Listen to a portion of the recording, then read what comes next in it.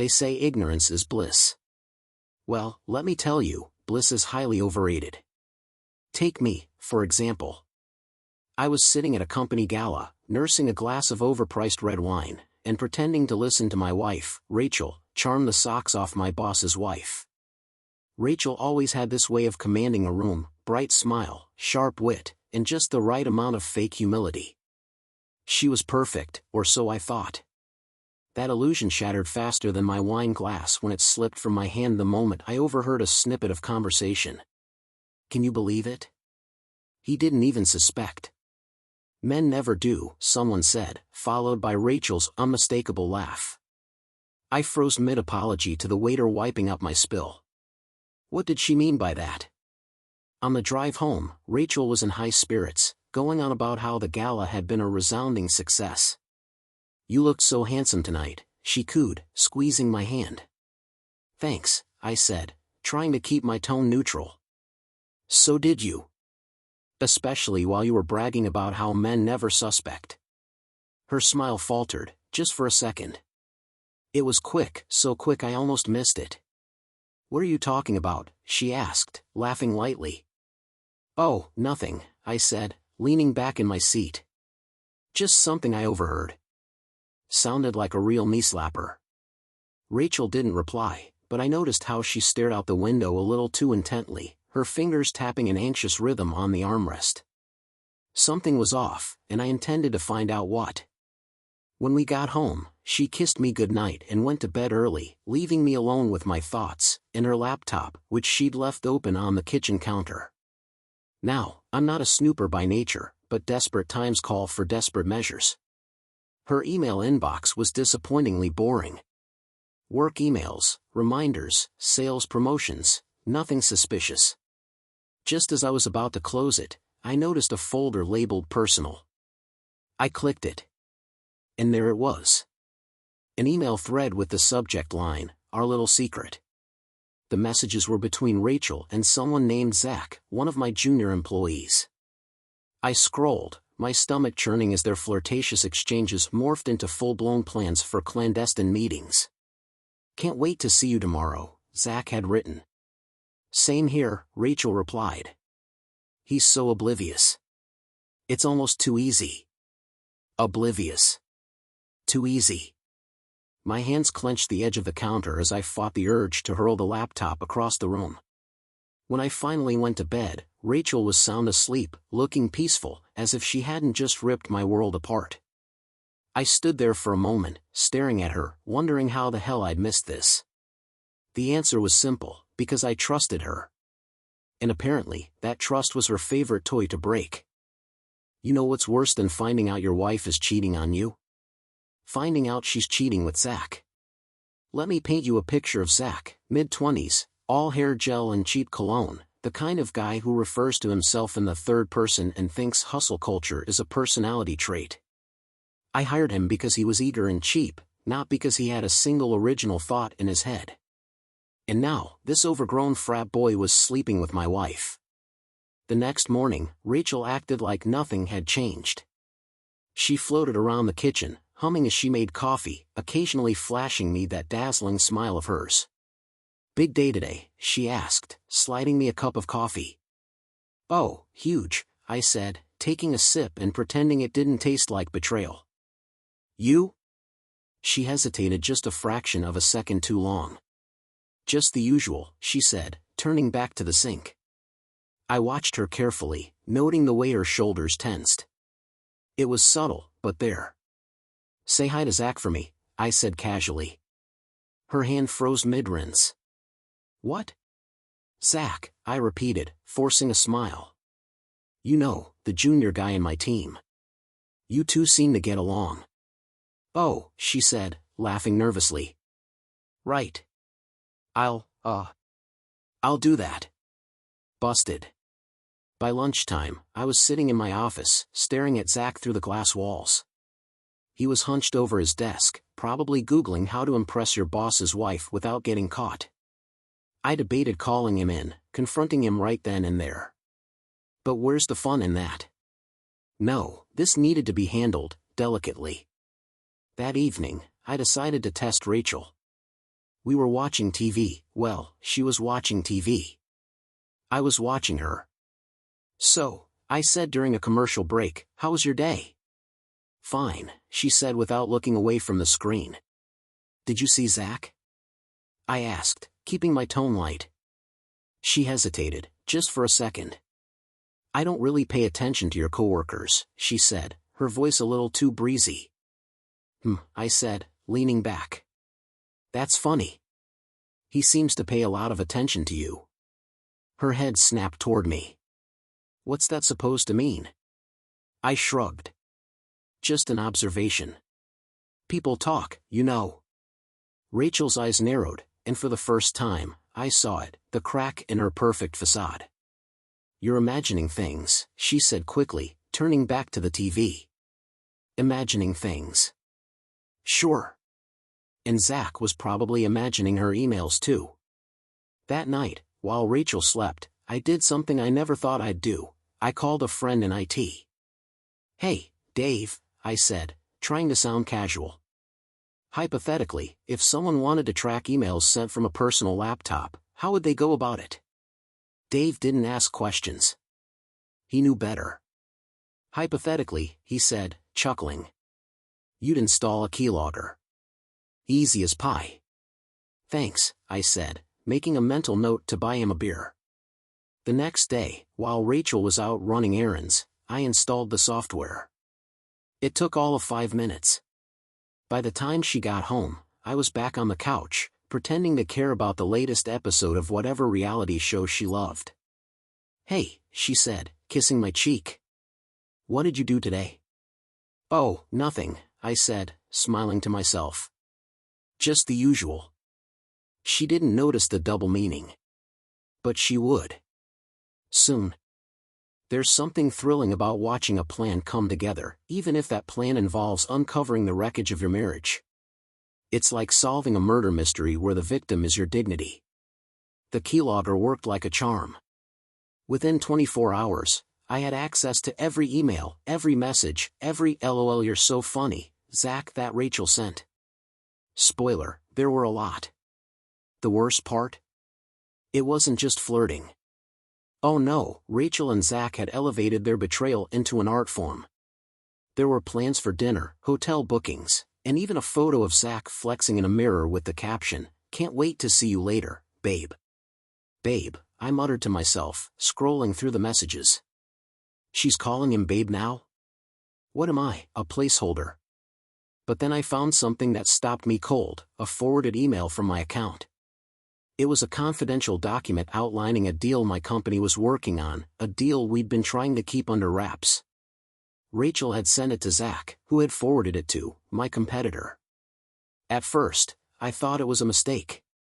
Surely, Rachel wouldn't be dumb enough to sabotage my career just to cozy up to Zach, right? But the more I dug, the clearer it became, this wasn't just about me. This was about power. Revenge. That evening, Rachel waltzed into the house like she hadn't just nuked my professional reputation. "Hey, babe," she said, tossing her keys onto the counter. "What's for dinner?" "Betrayal," I said, not looking up from my laptop. "What?" she asked, freezing mid-step. "Nothing," I said, forcing a smile. "I'm just in a reflective mood." Her eyes narrowed slightly, but she shrugged it off and went upstairs. Later that night, I confronted Zach at the office. "Hey, buddy," I said, leaning on his desk. "Got a minute?" Zach looked up, startled. "Oh, sure. What's up?" "Oh, nothing much," I said, pulling up the email thread on my phone. "Just wondering why my wife has been sending you confidential documents. Care to explain?" His face turned the color of overcooked spaghetti. I don't know what you're talking about," he stammered. "Really?" I said, holding up my phone. "Because this says otherwise. And I'm sure HR would be very interested to hear about it." Zach's eyes darted around the room like he was searching for an escape hatch. "It wasn't my idea," he blurted out. "Rachel, she asked me to. She said it was payback for something you did." "Payback," I repeated, my voice dangerously calm. For what? I don't know, man. Zach said, practically begging. She didn't tell me the details. She just said you had it coming. I walked away without another word, leaving Zach to stew in his panic. My mind was racing. What the hell was Rachel talking about? When I got home, she was sitting in the living room, scrolling through her phone like she didn't have a care in the world. We need to talk, I said, standing in the doorway. She looked up, her smile faltering. About what? About Zach. About the emails. About how you've apparently decided to burn my life to the ground. Her face went pale. James, I can explain. Oh, I bet you can, I interrupted, stepping closer. But before you do, answer me this, why? What did I do that was so terrible you thought this was the answer? For a moment, she didn't say anything. Then she sighed, her expression shifting from fear to something colder. You really don't remember, do you? She said quietly. Remember what? I asked, my patience wearing thin. The affair, she said, her voice barely above a whisper. Your affair. 3 years ago. My stomach dropped. What are you talking about? I said, though the memory was already clawing its way to the surface. You cheated on me, James, Rachel said, standing up. I found out. And instead of confronting you, I decided to play the long game. You think I'm the villain here? You started this. Her words hit me like a freight train. For the first time, I realized this wasn't just betrayal. This was war. You ever have one of those moments where the entire world feels like it's tilting, and you're just standing there trying not to fall off? Yeah, that was me, staring at Rachel as her words hung in the air. I cheated. She knew. And instead of leaving or confronting me like a normal person, she decided to dismantle my life piece by piece. I'll give her this much, she's thorough. So, let me get this straight, I said, leaning against the doorframe, trying to keep my voice steady. You've been sabotaging my career and sleeping with Zach to teach me a lesson? Rachel crossed her arms, her expression cold and unrepentant. That's about right. I laughed, sharp, bitter, and completely humorless. And you didn't think to, I don't know, talk to me about it like an adult? Oh, please, she said, rolling her eyes. You don't get to take the moral high ground here, James. You broke my trust first. Yeah, and I regret it, I shot back. But what you're doing? This isn't justice, Rachel. It's insanity. She shrugged, her calm demeanor only fueling my anger. Call it whatever you want. It worked, didn't it? I wanted to yell, to scream, to throw something, anything, but I forced myself to take a deep breath. Losing my temper wouldn't fix this. What's the endgame here? I asked finally. You've already ruined my reputation, my friendships, and my career. What's left? Burn the house down for good measure? Rachel tilted her head, considering me. I don't know, she said casually. That depends. How much more do you have to lose? Her words cut deeper than any insult. The rest of the night passed in a haze of silence. Rachel went to bed like she hadn't just declared war, while I sat on the couch, staring at the wall and replaying every mistake I'd ever made. She wasn't wrong. I'd screwed up. But 2 wrongs don't make a right, and Rachel had taken things to a level I couldn't have imagined. By morning, I'd made a decision. I started with Zach. He was easy enough to corner in the break room, looking like a deer caught in the headlights when I walked in. Relax, I said, grabbing a cup of coffee. I'm not here to fire you. He let out a nervous laugh. Oh, that's good. But, I continued, fixing him with a hard stare, you're going to tell me everything Rachel told you. Every detail, every plan, every secret. Understand? He swallowed hard, nodding quickly. Yeah. Of course. What he told me was worse than I'd imagined. Rachel hadn't just targeted me, she'd been feeding my competitors inside information for months, using Zach as her unwitting accomplice. The emails, the deals, the carefully planted rumors, it was all part of her master plan to dismantle my life brick by brick. And the worst part? She was good at it. That evening, I confronted Rachel again, armed with everything I'd learned. Zach talked, I said bluntly, throwing a stack of printed emails onto the table. So don't bother denying it. She glanced at the papers, then back at me, her expression unreadable. And? I repeated, incredulous. Rachel, you've committed corporate espionage. Do you have any idea how serious this is? She smirked, leaning back in her chair. What are you going to do, James? Call the cops? Sue me? Go ahead. Let's see how well that works out for you. Her confidence was infuriating, but she had a point. If I exposed her, I'd be dragging my own name through the mud in the process. For the first time, I realized just how thoroughly she'd beaten me. You've really thought of everything, haven't you? I said, my voice hollow. Rachel stood, her smile icy and triumphant. Of course I have. That's the difference between you and me, James. You react. I plan. She walked past me, pausing just long enough to deliver one final blow. Next time, she said, her voice dripping with mock sympathy, maybe think twice before you cheat. And with that, she left the room, leaving me alone with the ruins of my life. There's a certain kind of clarity that comes when you hit rock bottom. The kind that strips away denial and leaves you with only one question: what the hell do I do now? Rachel had one, or so she thought. She destroyed my reputation, my career, and my trust in her. But there's one thing she didn't count on: I'm not the kind of man who stays down. I spent the next week quietly gathering my pieces. Zach, desperate to save his own skin, gave me everything: emails, texts, even voice memos Rachel had sent him. I worked late nights in the office, combing through every detail of the deals Rachel had sabotaged and tracing her involvement back to its source. When I was done, I had something Rachel hadn't planned for: leverage. The confrontation came on a Friday night. Rachel was sitting in the living room, glass of wine in hand, scrolling through her phone like she didn't have a care in the world. Busy? I asked, leaning against the doorframe. She looked up, surprised. You're home early. Yeah, I said, holding up a folder. Figured it was time we had a chat. She raised an eyebrow, setting her glass down. What's that? Oh, just a little collection of evidence, I said, tossing the folder onto the coffee table. Emails, documents, voice memos, you know, all the stuff that proves you've been sabotaging me for months.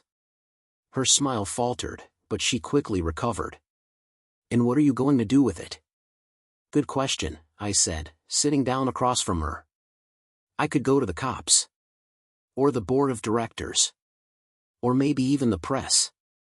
You'd love that, wouldn't you? Seeing your name in headlines like "Wife Sabotages Husband's Company in Elaborate Revenge Plot." Rachel's expression darkened. You wouldn't dare. Oh, but I would, I said, leaning forward. Because unlike you, Rachel, I don't need to play games. I just need the truth. For the first time, I saw a flicker of uncertainty in her eyes. She knew she'd underestimated me. What do you want? She asked, her voice low. Simple, I said. You're going to pack your things and leave.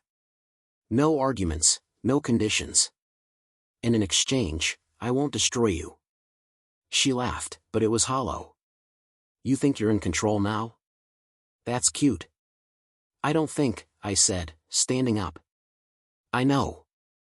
Because unlike you, Rachel, I don't need to win. I just need you gone. The silence stretched between us, heavy and charged.